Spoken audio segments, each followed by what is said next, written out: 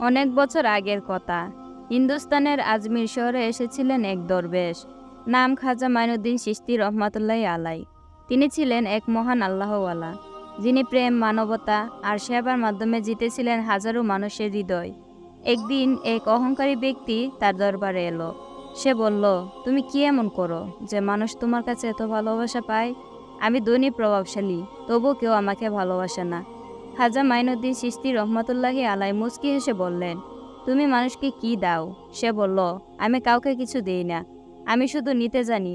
খাজা মাইনুদ্দিন চিশতি রহমাতুল্লাহি আলাই মাথা নেড়ে বললেন, তবে শুনো, ভালোবাসা পাওয়া যায় ভালোবাসা দিয়ে।